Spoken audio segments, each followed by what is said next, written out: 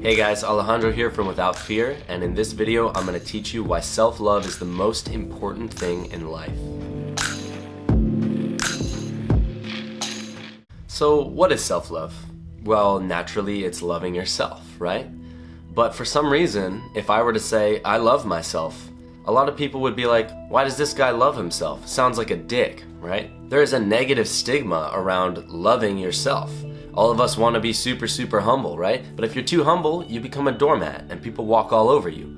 There's a balance somewhere in there. Now there's a difference between self-love and selfishness or self-centeredness, right? So self-centeredness is I'm more important than other people, right?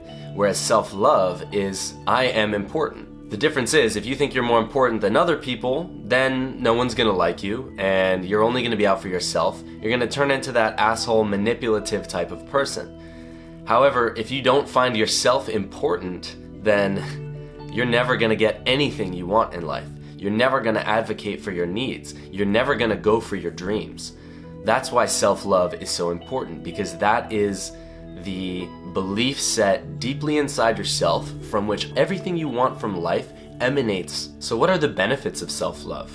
Well, if you love yourself, you are going to live absolutely the best life you possibly can, because you're not only going to be aware of what you want, you're going to ask for what you want, you're going to advocate for what you want, and you're going to be motivated to achieve what you want. You're going to believe that you're capable of achieving these things. So often in life, I see two types of people. One type of person is this kind of manipulative asshole who thinks they're better than everyone else, and they always try to get their way no matter what. Obviously, this is not a great type of person. Ironically, this is someone who I believe does not possess self-love, because self-centeredness and needing to push others down to lift yourself up, that is not someone who's very secure and confident in themselves. Someone who's very secure in their sense of self has no desire to push anyone else down, has no desire to hate on other people as a way to feel self-righteous. They don't need that because they already are buoyed by their own sense of self-love. Now the alternative, what I like to call a doormat, is someone who gets walked all over, right? Someone who lacks self-love will constantly try to seek validation from other people. They will try to disprove that sense of self-doubt by being super nice, by being Mr. Nice Guy, by putting everyone else's needs before them. And they think that, oh, well, if I just treat everyone as nice as possible, then they will love me, and then I will see that I'm truly worthy. But in fact, the opposite is true. Because if you put others' needs before yourself, if you treat other people as if they are more important than you, other people are going to treat you as if you're less important than them. And that doesn't mean they're an asshole, they're simply mirroring back to you what you believe about yourself. Always in life, people will mirror back to you whatever you believe about yourself. Remember that. Whatever you believe about yourself is true. So if you think that you're a piece of shit, then you're going to act like a piece of shit and people are going to treat you like one. If you think that you're a wonderful person of value, you're going to act like one and people are going to treat you like one. It all starts with your belief about yourself. If you do not advocate for yourself, if you do not speak up for your needs, don't expect anybody else to. Don't expect anyone else to know. Don't expect anyone else to recognize that you're such a martyr and a hero for putting everyone before yourself and so you deserve praise. Forget all that. You need to love yourself. Forget about anyone else's opinion of you. Forget about anyone else's validation of you. Another thing I see doormats do is getting into relationships as a way to fix their lack of self-love. And this is what some people call the please love me dynamic, where someone feels like, oh my God, if I could just have that perfect partner to love me and make me feel better and make me know that everything is okay.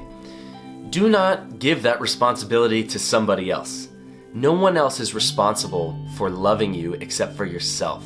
And you know what? If you get into a codependent relationship where both of you don't feel you're good enough and you're dependent on that other person, it's a recipe for disaster. And I've seen it happen time and time again to people around me. So what is in the way of self-love?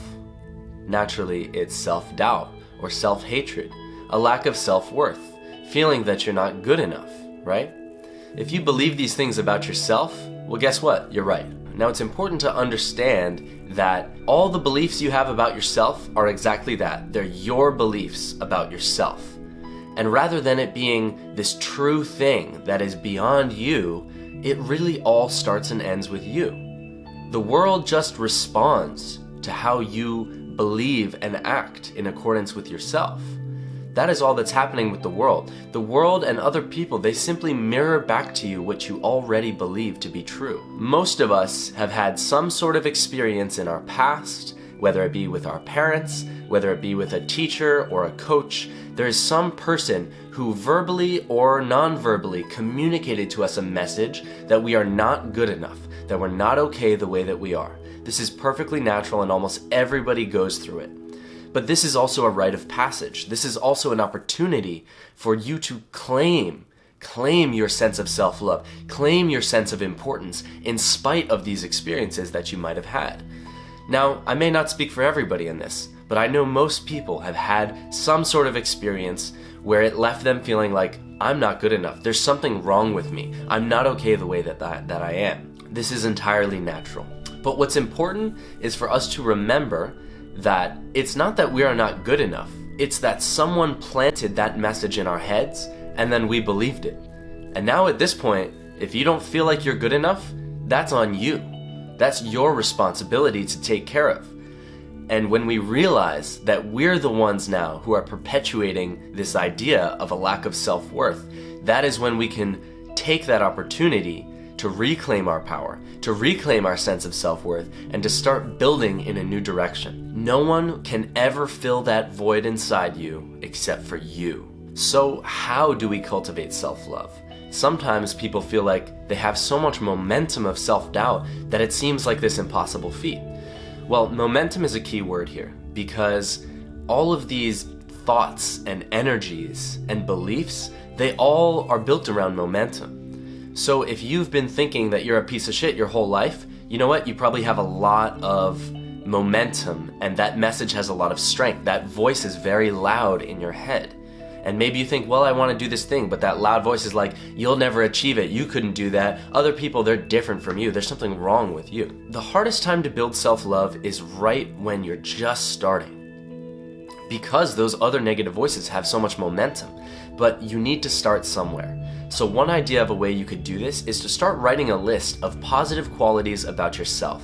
And if you're struggling, just think of something, anything. Maybe you're a good friend, you're a good listener, perhaps you're talented at some certain thing.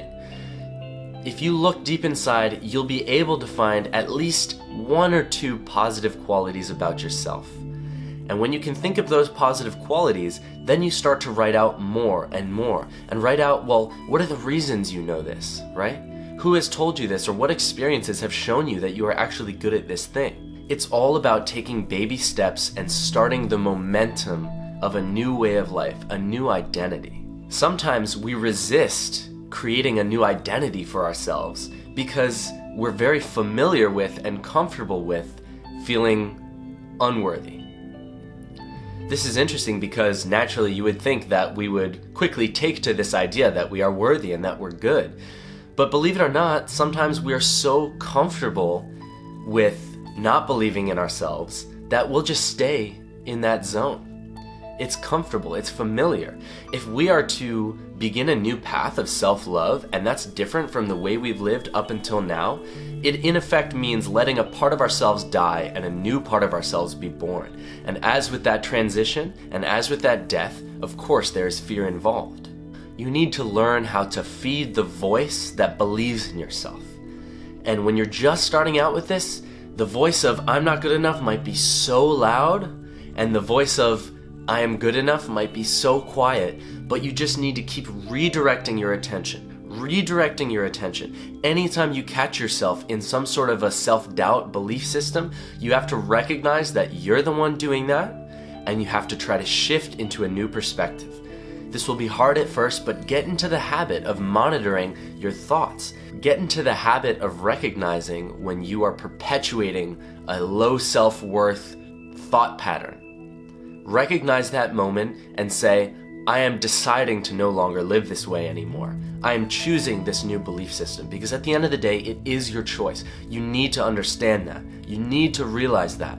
You need to claim full responsibility for your emotional condition, full responsibility for your beliefs about yourself, full responsibility for your life, for wherever you are in life. Only by taking full responsibility for yourself can you hope to navigate, create, and change your life in a way that will better suit you. Remember, cultivating self-love can only help you in life.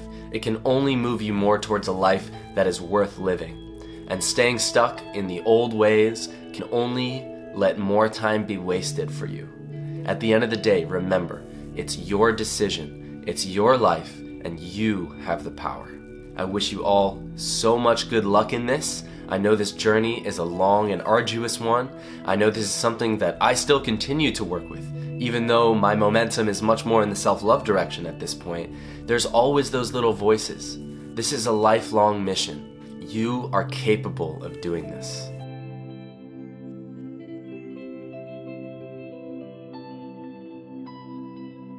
Thank you for watching, and if you like this video, please check out my playlist on self-empowerment where I have more instructional videos that can help you to live more the life that you want to live. Please check out our other videos on our channel, and if you support this project, please consider becoming a Patreon on our Patreon page. Leave a comment about what you are struggling with or what's working well for you on this journey of self-love. Remember to like, and please subscribe if you'd like to see more content like this.